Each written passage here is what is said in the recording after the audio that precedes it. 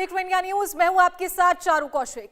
Middle east जहां दशकों से ताकत, तेल और तनाव की राजनीति चलती रही है, अब वही इलाका एक नए नैरेटिव की तरफ बढ़ता दिख रहा है। सवाल उठ रहा है कि क्या आने वाले समय में ये क्षेत्र ग्रेटर इजराइल के नाम से जाना जाएगा। हालात तेजी से बदल रहे हैं। ईरान की क्षेत्रीय पकड़ कमजोर पड़ती नजर आ रही है, उसके प्रॉक्सी नेटवर्क दबाव में है और दूसरी तरफ इजराइल एक आक्रामक, आत्मविश्वासी शक्ति के रूप में उभर रहा है। इजराइल के प्रधानमंत्री बेंजामिन के बयान, कुछ धार्मिक व्याख्याएं और मौजूदा जियोपॉलिटिकल परिस्थितियां, इन सब को जोड़कर देखा जाए तो ग्रेटर इजराइल की चर्चा अब सिर्फ विचार नहीं बल्कि संभावित रणनीतिक दिशा के तौर पर सामने आ रही है। तो क्या वाकई ग्रेटर इजराइल सिर्फ एक धार्मिक अवधारणा है या इसे राजनीतिक एजेंडे में बदला जा रहा है? यह सवाल इसलिए जरूरी है क्योंकि अगर विचार नीति बनता है तो पूरे क्षेत्र की सीमाएं और समीकरण बदल सकते हैं। तो ग्रेटर इजराइल का 5 साल पुराना इतिहास क्या है, और अब आपको एक दिलचस्प वाकया बताते हैं। कुछ इस्लामी विद्वानों और हदीस की भविष्यवाणियों, एस्कैटोलॉजी और एंड टाइम्स की व्याख्या करते हुए मौजूदा जियोपॉलिटिकल स्थितियों को उससे जोड़ते हैं। कुछ व्याख्याएं एक हदीस जो खैबर के दिन से संबंधित है उसका संदर्भ देते हैं, जहां यहूदियों ने मदीना के पास खैबर क्षेत्र में रहने का समझौता किया था, लेकिन बाद में उन्होंने उसे तोड़ दिया। यहूदी साम्राज्य की मदीना तक वापसी की महत्वाकांक्षा को इसी संदर्भ में देखा जाता है। फरात और नील नदी का जिक्र सहीह मुस्लिम 2839 के एक हदीस में भी किया गया है। इसमें सहयान, जयहान, फरात का भी जिक्र है।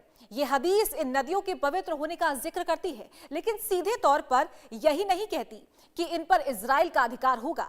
चूंकि ग्रेटर इजराइल की अवधारणा इन नदियों नील से फरात को अपनी सीमा मानती है और इसलिए कुछ विद्वान इसका संबंध ग्रेटर इजराइल से जोड़ते हैं। दावा तो यहां तक किया जाता है कि जैसे ही ग्रेटर इजराइल पूरा होगा वो अरब से जुड़ जाएगा और फिर से ईसा मसीह का जन्म होगा और फिर से यहूदियों का पतन।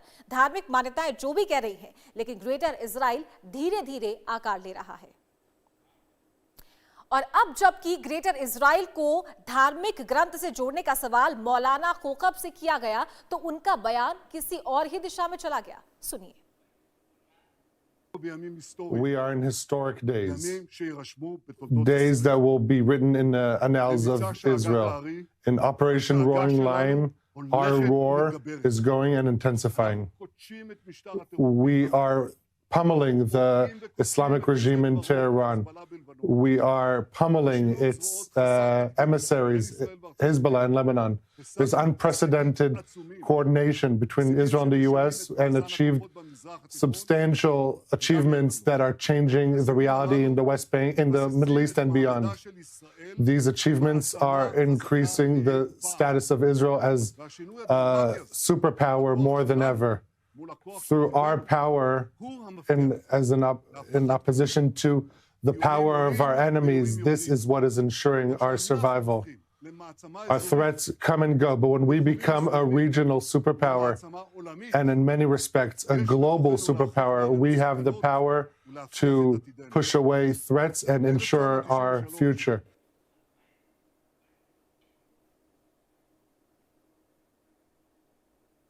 और अब बात उस आकार की जो अगर साकार होता तो दुनिया का नक्शा ही अलग हो जाएगा, क्योंकि मध्य पूर्व में अब ग्रेटर इजराइल की चर्चा तेज हो गई है। ये अवधारणा केवल ऐतिहासिक या धार्मिक दृष्टि से नहीं बल्कि राजनीतिक और रणनीतिक महत्व के कारण भी सुर्खियों में है।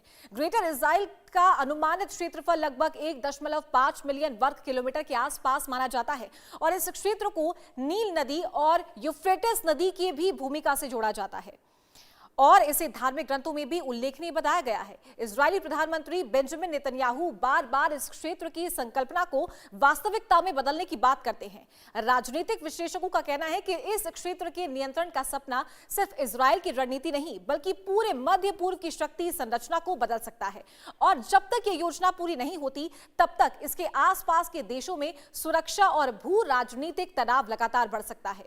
फिलिस्तीन और लेबनान में सीधी टकराहट की संभावना रहती है, जबकि जॉर्डन और सीरिया पर राजनीतिक दबाव बढ़ सकता है। मिस्र और इराक को भी क्षेत्रीय संघर्षों और जल स्रोतों के नियंत्रण को लेकर चुनौती का सामना करना पड़ सकता है। वैश्विक विशेषज्ञ मानते हैं कि यदि ग्रेटर इजराइल का भूभाग विस्तारित होता है तो ये क्षेत्रीय शक्तियों के बीच प्रतिद्वंदिता को और तेज कर देगा। यह अवधारणा केवल जियोपॉलिटिकल रणनीति नहीं है, बल्कि धार्मिक विश्वासों और ऐतिहासिक दावों का भी मिश्रण है। तो आने वाले वर्षों में ये मध्य पूर्व का भू राजनीतिक नक्शा पूरी तरीके से बदल सकता है और इसे लेकर पूरी दुनिया की नजरें सतर्क बनी रही हैं। तो ईरान युद्ध के बीच ग्रेटर इजराइल की गूंज सुनाई दे रही है। फिलिस्तीन, जॉर्डन, सीरिया, लेबनान, इराक, मिस्र, इन देशों का जिक्र हो रहा है। ग्रेटर इजराइल को धार्मिक किताबों से जोड़ा जा रहा है, तो कुरान और हदीस में इसके उल्लेख का दावा किया जा रहा है। तो अब आपको ग्राफिक्स के जरिए समझाते हैं कि खबर क्या है। ईरान युद्ध के बीच ग्रेटर इजराइल की गूंज सुनाई दे रही है, साथ ही फिलिस्तीन, जॉर्डन, सीरिया, लेबनान, इराक, मिस्र का जो जिक्र है वो भी यहां पर हो रहा है। तो ग्रेटर इजराइल को धार्मिक किताबों से भी जोड़कर देखने की कोशिश की जा रही है, इसे जोड़ा जा रहा है। और ग्रेटर इजराइल का मतलब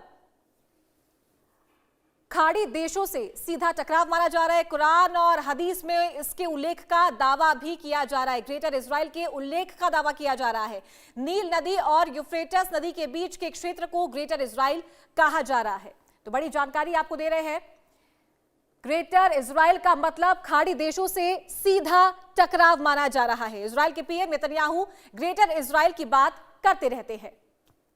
तो ग्राफिक्स के जरिए आपको समझा रहे हैं, मिडिल ईस्ट का नाम ग्रेटर इजराइल होगा। ईरान युद्ध ने पूरे मध्य पूर्व के जियोपॉलिटिकल हालात को पूरी तरीके से बदल दिया है।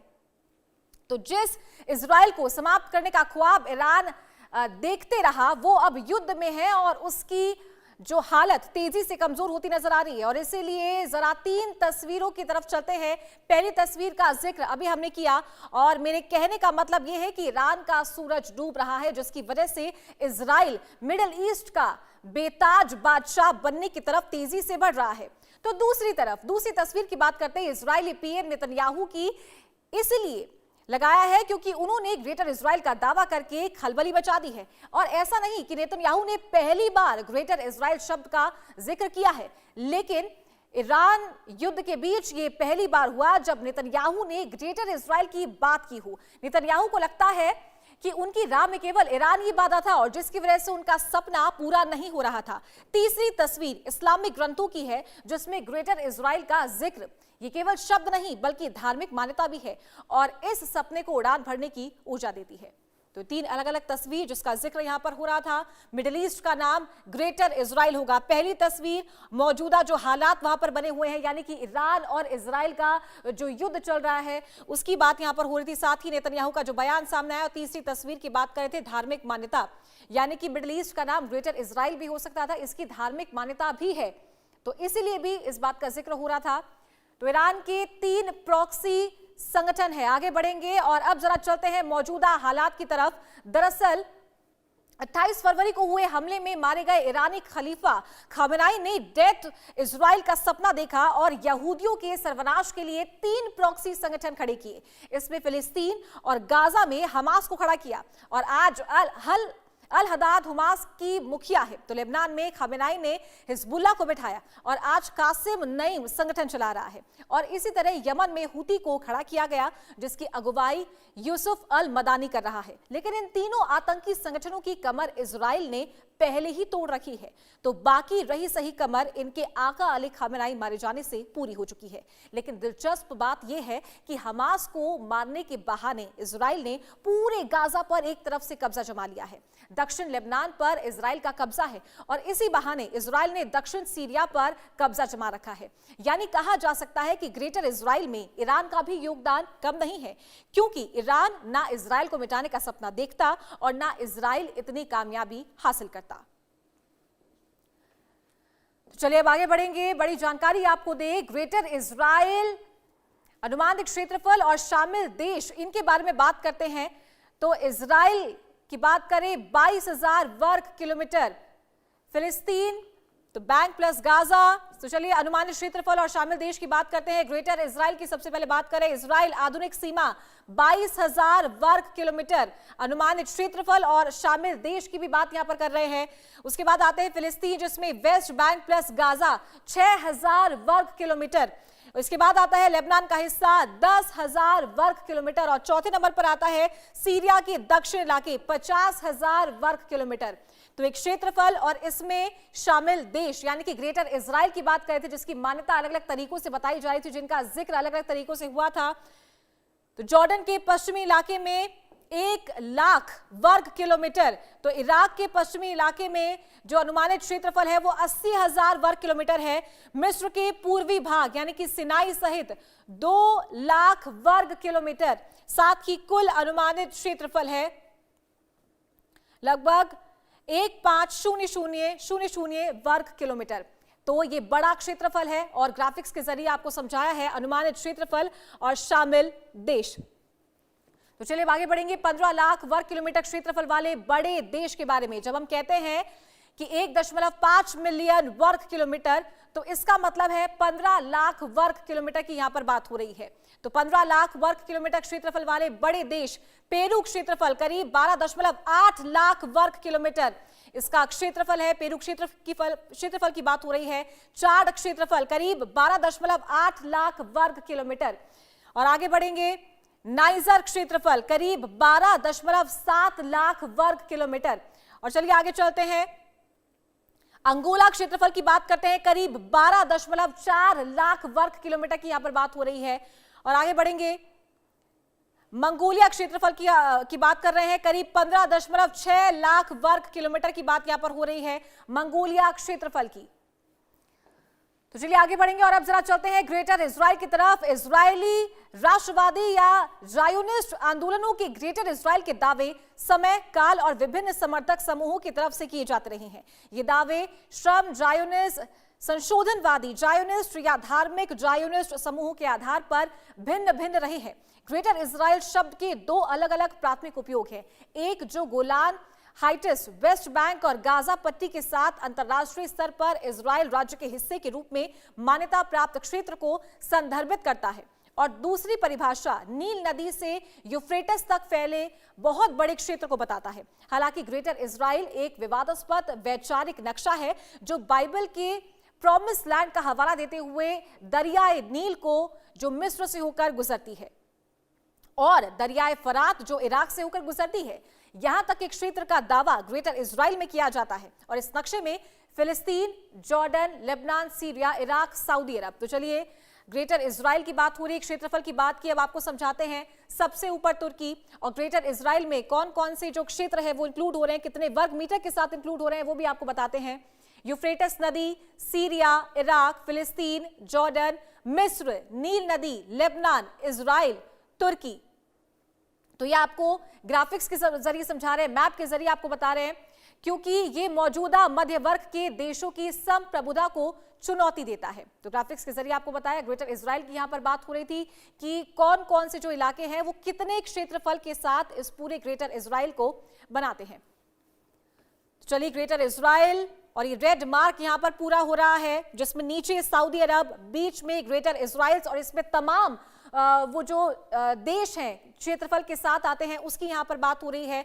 आधा हिस्सा यहां पर इराक का है, सीरिया को ये टच कर रहा है, इजिप्ट यहां से साइड में पड़ रहा है, और ये पूरा जो रेड मार्किंग है ये इसे ग्रेटर इजराइल बनाता है। यानी कि 15,00,000 वर्ग किलोमीटर जो इसका क्षेत्रफल है उसमें ग्रेटर इजराइल आता है, और इसमें तमाम जो देश हैं उसके बारे में भी आपको इससे पहले ग्राफिक्स के साथ आपको समझाया कि कितने क्षेत्रफल के साथ में कौन कौन से देश इसमें आते हैं।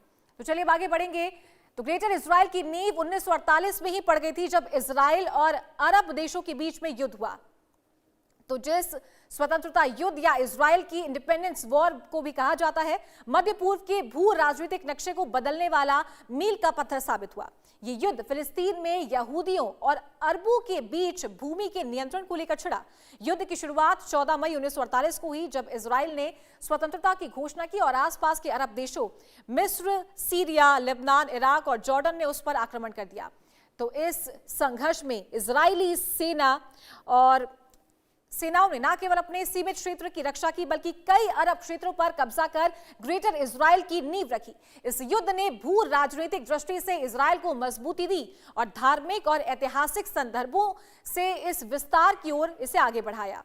तो युद्ध के परिणाम स्वरूप लगभग 70,000 फिलिस्तीनी लोगों को पलायन करना पड़ा और इसके क्षेत्रीय तनाव के जटिल जाल को जन्म दिया गया। तो ग्रेटर इजराइल की कल्पना उस समय से उभर रही थी जो नील नदी से लेकर यूफ्रेटिस नदी तक के क्षेत्र को शामिल करने की बात करती है। 1948 का युद्ध केवल एक सैन्य संघर्ष नहीं था, बल्कि ये एक नई राजनीतिक और धार्मिक पहचान बनाने का कदम भी था। तो इसे मध्य पूर्व के भविष्य के लिए निर्णायक क्षण माना जाता है, क्योंकि इसने यहूदियों के राज्य की सीमाओं को स्थायी रूप से स्थापित किया और पड़ोसी अरब देशों के साथ लंबे समय तक संघर्ष की नींव रखी। आज भी 1948 का युद्ध ग्रेटर इजराइल की वैचारिक नींव के रूप में देखा जाता है और ये क्षेत्रीय राजनीति और वैश्विक कूटनीति में महत्वपूर्ण भूमिका निभाता है। तो चलिए आप आगे बढ़ेंगे। 1948 का इजराइल युद्ध में क्या हुआ? तो मिस्र ने दक्षिणी सीमा से आक्रमण किया, सीरिया ने उत्तर पूर्वी सीमाओं पर सेना तैनात की थी। तो 1948 का इजराइल युद्ध में क्या हुआ था? सीरिया ने उत्तर पूर्वी सीमाओं पर सेना को तैनात किया था। आगे बढ़ेंगे। लेबनान में उत्तर में लड़ाई का मोर्चा संभाला था, लेबनान भी यहां पर मोर्चा संभालते हुए नजर आया था। साथ ही जॉर्डन में पश्चिमी बैंक पर कब्जा करने का प्रयास किया गया था। तो इजराइल युद्ध में क्या हुआ था 1948 में, वो आपको ग्राफिक्स के जरिए समझा रहे हैं। तो जॉर्डन ने पश्चिमी बैंक पर कब्जा करने की कोशिश की। इराक के मध्य पूर्वी मोर्चे पर सेनाएं भेजी गई थी। साथ ही आगे बढ़ेंगे, जानकारी आपको दें, इराक ने मध्य पूर्वी मोर्चे पर सेनाएं भेजी। सऊदी अरब ने पैरामिलिट्री समर्थन दिया था। तो सऊदी अरब ने भी पैरामिलिट्री समर्थन दिया था। कुवैत ने वित्तीय और सैन्य सहायता दी थी। 1948 का इजराइल युद्ध में क्या हुआ? फिलिस्तीनी अरब मिलिशिया स्थानीय प्रतिरोध में सक्रिय थी। ट्यूनीशिया और अल्जीरिया ने सहायक सेनाएं भेजी थी 1948 में। तो संयुक्त अरब सेना ने अरब लीग के तहत सहयोग किया था। 1948 की बात हो रही है, लेकिन अस्तित्व की लड़ाई लड़ रहा इजराइल जीत गया था।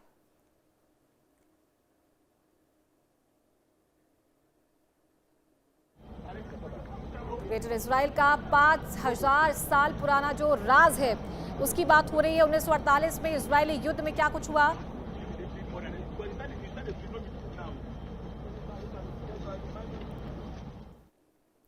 और अब आपको हम ईरान के साथ जंग से दुनिया के 10 बड़े असर क्या हैं, दुनिया किन चुनौतियों से जूझ रही है, वो एक रिपोर्ट के जरिए दिखा रहे हैं।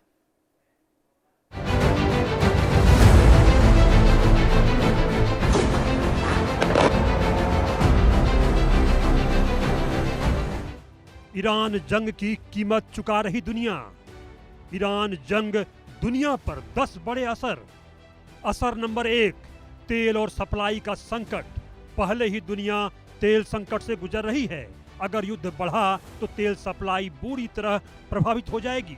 युद्ध के बाद वैश्विक तेल बाजार में तेजी देखने को मिली है। फरवरी के अंत में जहां कच्चा तेल $70 प्रति बैरल से नीचे था, वहीं कुछ ही दिनों में इसकी कीमत लगभग $120 तक पहुंच गई। हालांकि बाद में इसमें थोड़ी नरमी आई, लेकिन कीमतें अब भी पहले के मुकाबले काफी ऊंची बनी हुई हैं। तेल महंगा होने से कई देशों की अर्थव्यवस्था पर दबाव बढ़ गया है। ऊर्जा आयात करने वाले देशों को ज्यादा पैसा खर्च करना पड़ रहा है, जिससे उनकी आर्थिक योजनाओं पर असर पड़ सकता है। असर नंबर 2, अमेरिकी परिवारों पर भी पड़ा असर। इस युद्ध का असर अमेरिका के आम लोगों पर भी दिखाई देने लगा है। पेट्रोल की कीमतों में तेजी आने से वहां परिवारों का खर्च बढ़ गया है। अमेरिका में एक हफ्ते के भीतर पेट्रोल की औसत कीमत लगभग $3 प्रति गैलन से बढ़कर करीब $3.5 तक पहुंच गई। विशेषज्ञों का अनुमान है कि अगर तेल की कीमतें लंबे समय तक $100 के आसपास रहती हैं, तो एक औसत अमेरिकी परिवार को हर साल सैकड़ों डॉलर अतिरिक्त खर्च करने पड़ेंगे। इससे लोगों की बचत और अन्य खर्चों पर भी असर पड़ सकता है।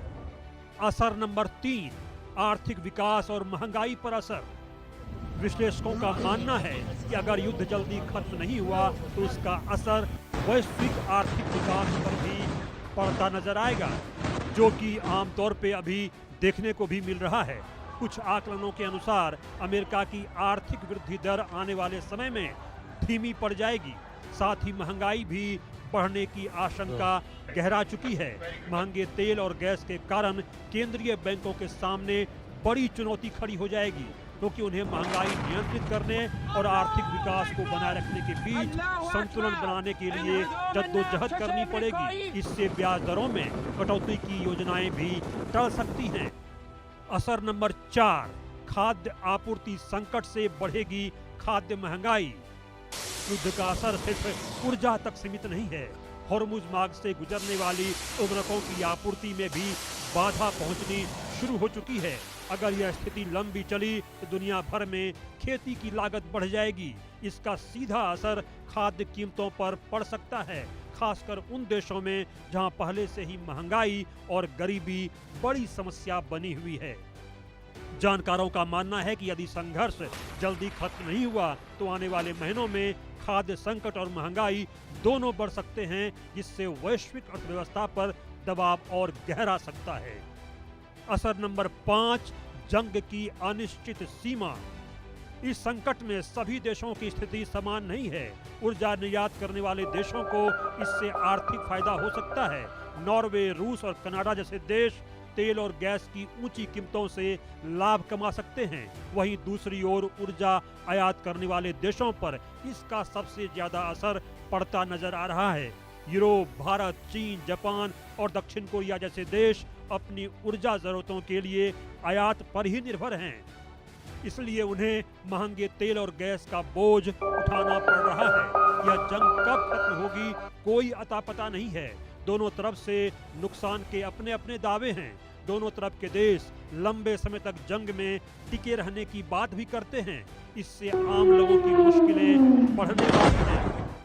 असर नंबर 6, हॉर्मुज जल डमरू मध्य का खतरा। स्ट्रेट ऑफ हॉर्मुज से दुनिया का बड़ा तेल व्यापार गुजरता है। यह युद्ध में पूरी तरह बंद हुआ तो समस्याओं का गहराना तय है, जिसकी धमकी ईरान लगातार दे भी रहा है। असर नंबर 7, वैश्विक युद्ध का खतरा। बड़े देशों के शामिल होने से संघर्ष बढ़ सकता है, जिसकी संभावना हर दिन दिखती है। समर्थक गुटों की निंदा, चिंता देखने को मिल रही है। ऑस्ट्रेलिया, जापान जैसे देशों ने अमेरिका के सपोर्ट में वॉरशिप भेजने से मना कर दिया है।